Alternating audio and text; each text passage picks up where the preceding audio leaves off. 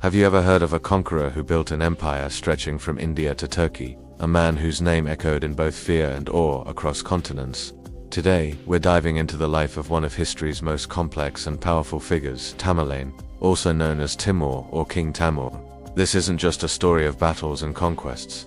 It's the tale of a man who, from humble beginnings, rose to become one of the most formidable rulers the world has ever seen. So, grab your virtual passport, because we're about to travel back to the 14th century to uncover the legacy of the man who called himself the Sword of Islam.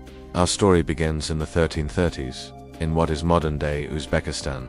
Taimoor was born into a Turco-Mongol tribe, not as a prince destined for a throne, but as a member of the minor nobility. The world he was born into was a chaotic one. The once mighty Mongol Empire, forged by Genghis Khan, had fractured into smaller, warring states. It was a time of opportunity for the bold and the ruthless. As a young man, Taimoor was an ambitious and charismatic leader, skilled in the arts of war and politics. An early injury to his right leg and hand earned him the Persian nickname Timur Lang, or Timur the Lame, which Europeans later corrupted into Tamerlane, but this disability did little to slow him down. In fact, it seemed to fuel his unyielding determination. By the 1360s, Taimoor had consolidated his power base in Central Asia. He wasn't just a brute force, he was a master strategist. He used political marriages, alliances, and sheer military genius to outmaneuver his rivals. In 1370, he was formally recognized as the sovereign ruler in his capital, the legendary city of Samarkand. Unlike his predecessor Genghis Khan, Taimoor wasn't of direct royal descent, so he couldn't claim the title of Khan. Instead, he ruled as an emir or commander, technically on behalf of a puppet Khan from the Genghis Khan line. But make no mistake, everyone knew who was truly in charge. With Samarkand as his jewel, Taimoor was ready to unleash his ambitions upon the world, and what ambitions they were. For the next 35 years, Taimoor was almost constantly at war. His campaigns were legendary for their speed, brutality, and success. He saw himself as a restorer of the Mongol Empire's former glory, and he set out to conquer every territory that had once been under its control. His first major campaigns were in Persia, a land torn by internal strife. City by city, region by region, Taimoor's army swept through, leaving a trail of both destruction and consolidation. He was known for his extreme tactics. Cities that surrendered peacefully were often spared, but those that resisted faced utter annihilation.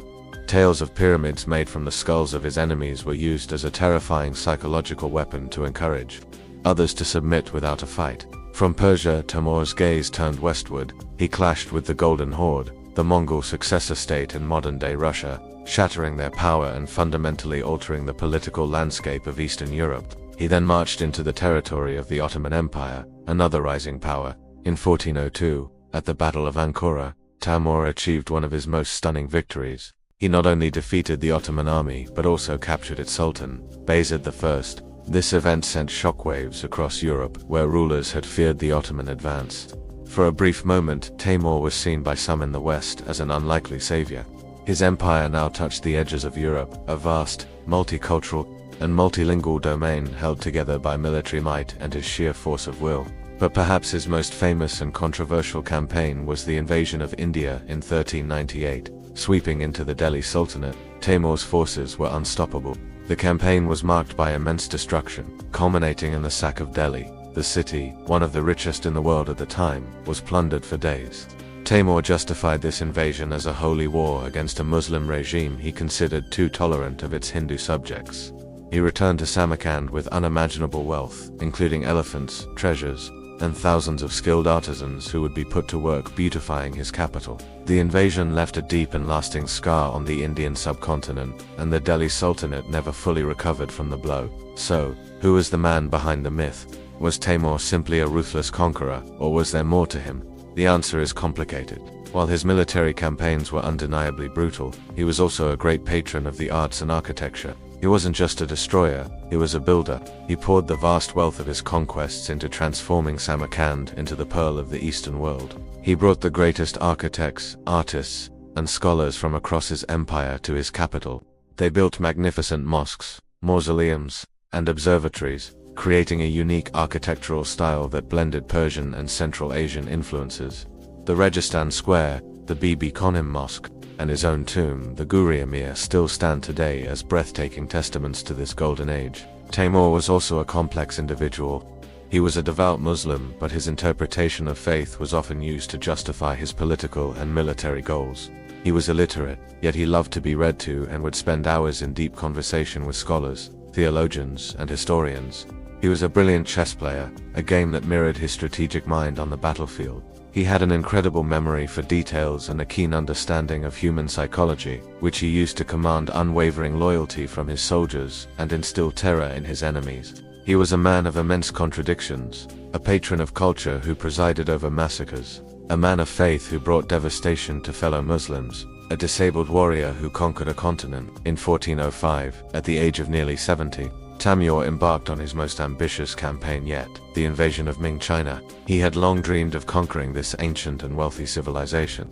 He assembled a massive army, perhaps the largest he had ever commanded, and set out in the dead of winter. But this was one conquest he would never complete. The harsh weather took its toll, and Taimoor fell ill. He died on the march, and with him, the dream of conquering China died too. His empire, so dependent on his personal leadership, began to crumble almost immediately after his death. His descendants fought amongst themselves, and within a few generations, the vast Timurid Empire had fractured and faded away. Yet Taimoor's legacy endured. While his empire was short-lived, its cultural impact was profound. The Timurid Renaissance, which he initiated, continued under his successors, influencing art, science, and architecture across Persia, Central Asia, and even into India.